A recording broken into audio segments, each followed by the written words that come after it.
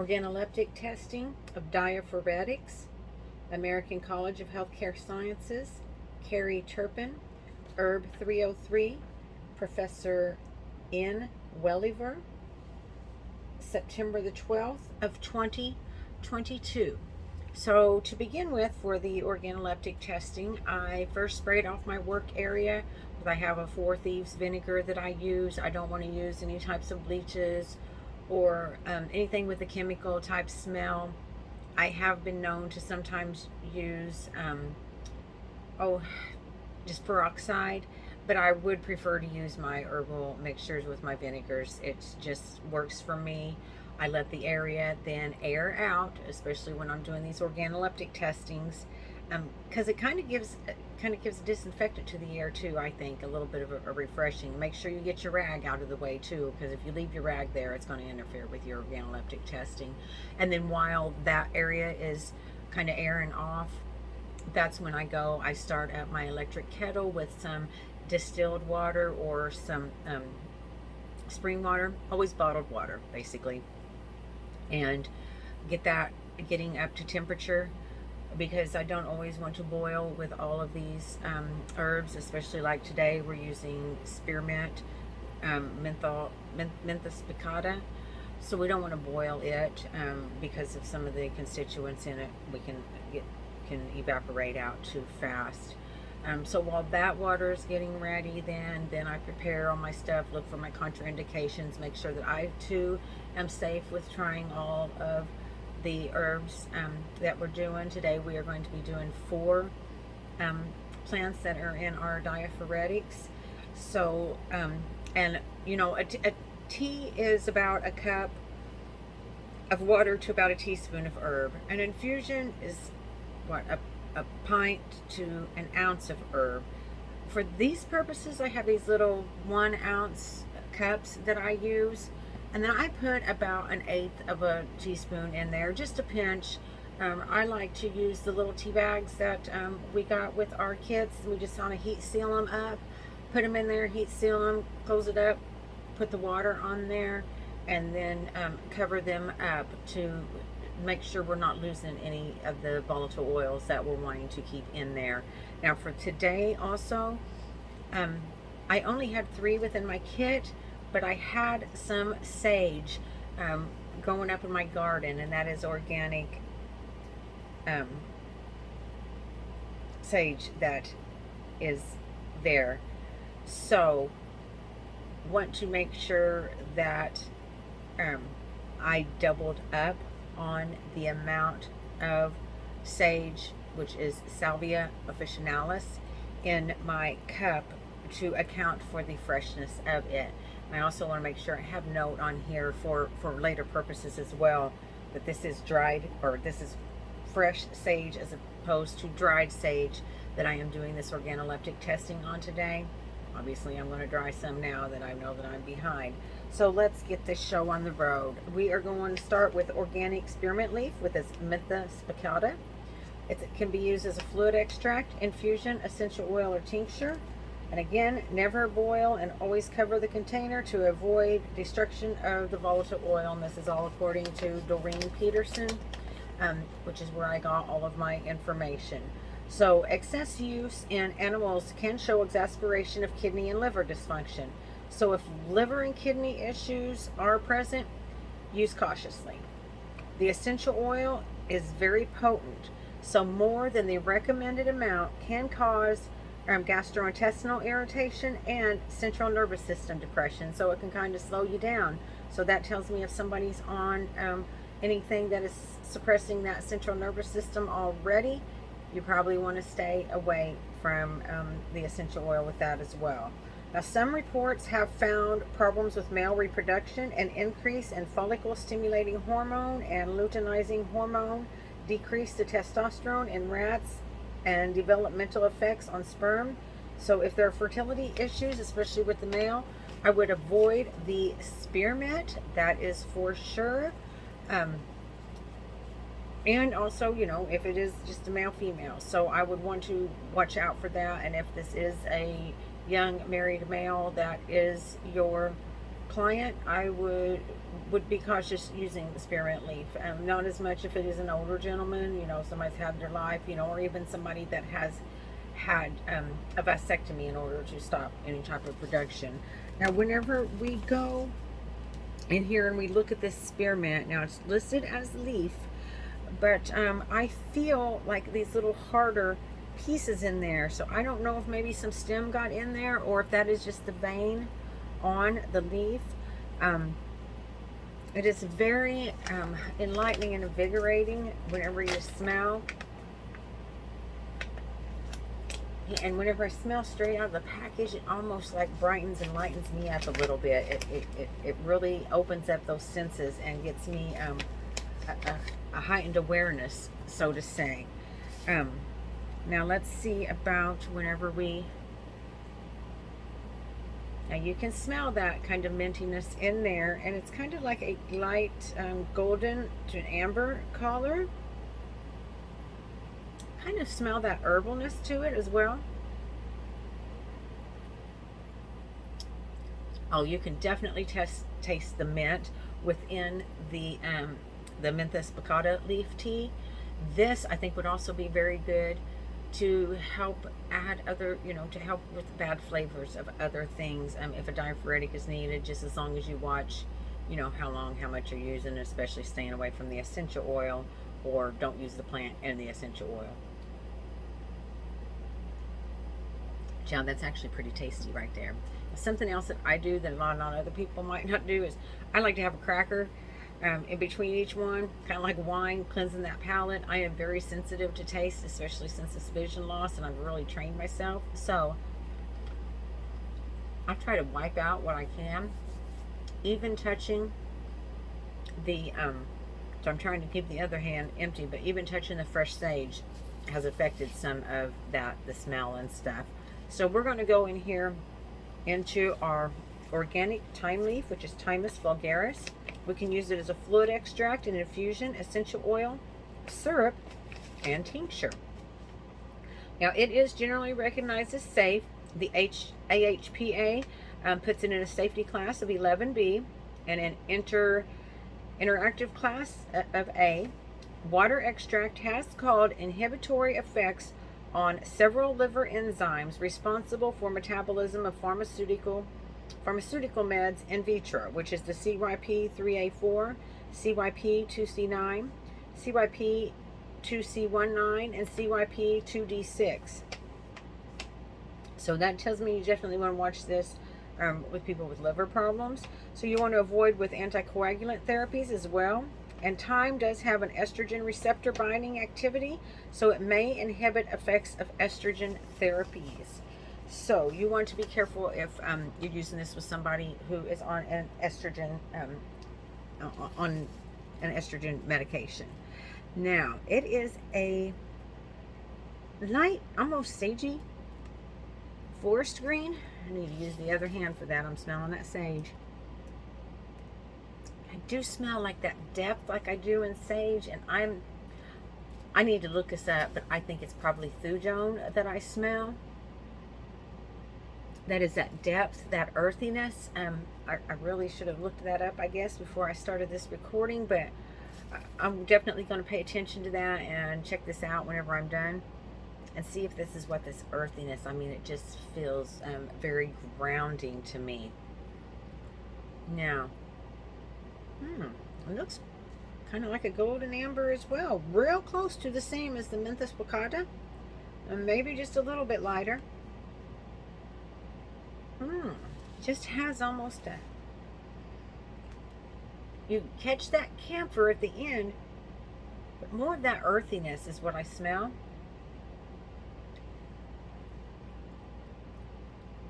Now there I'm getting that standard thyme taste, which again reminds me of the smell. I'm wondering if I'm not getting a lot of the thujone that may be present in thymus. I'm going to check on that to see if that's one of my constituents in there, because I definitely taste a sagey undertone in that, grassy, earthy, but grounding. Whereas the Menthus Baccata was kind of more uplifting, more opening. This is kind of like a calm you down, mellow you out type thing. Oh, shoot.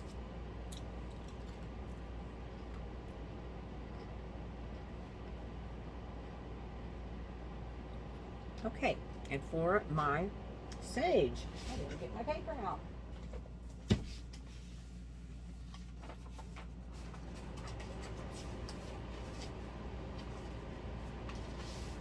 Oh, hang on.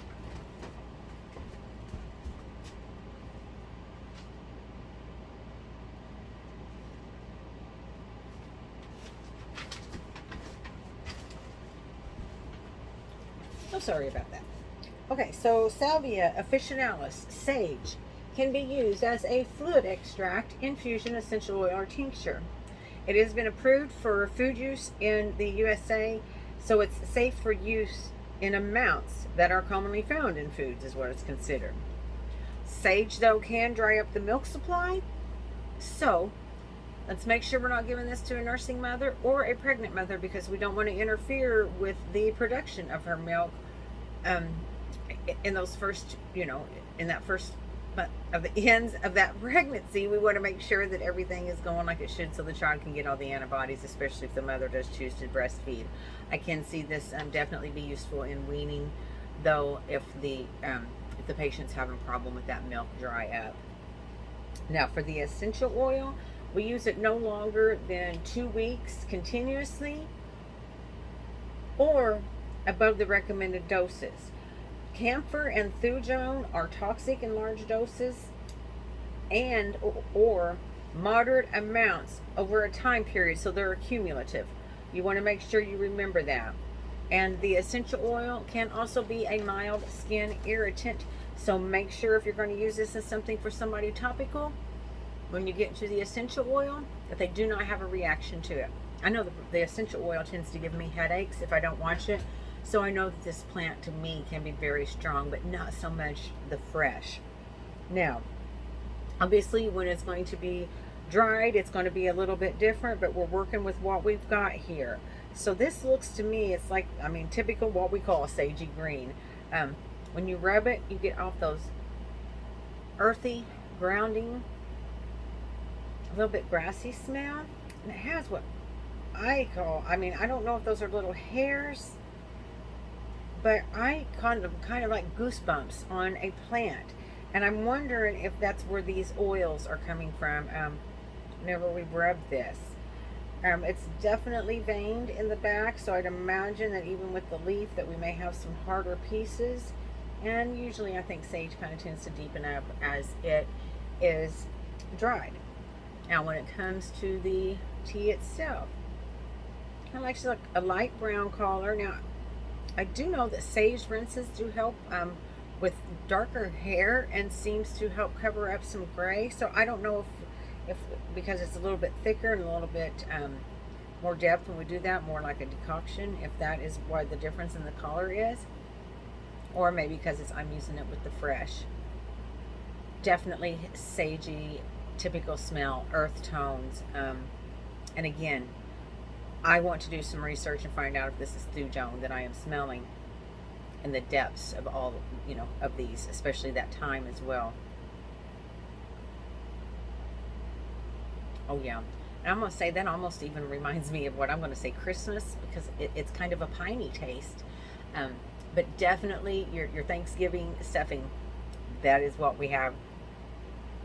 It really is very nice, very now kind of a little bit of a almost drying effect on the tongue. So that's something to kind of take into effect. It doesn't really make it taste like a bitter though. It does kind of just towards the back, for me at least, give that little bit of extra there. And last but not least is our yarrow. So we can use it as a decoction, fluid extract, infusion. We can also juice yarrow, essential oil, powder, or tincture. So this is organic yarrow leaf and flower, which is Achillea millefolium. Now for pregnancy, this is a B3 category. There is no increase in malformation or other harm to the fetus with limited use.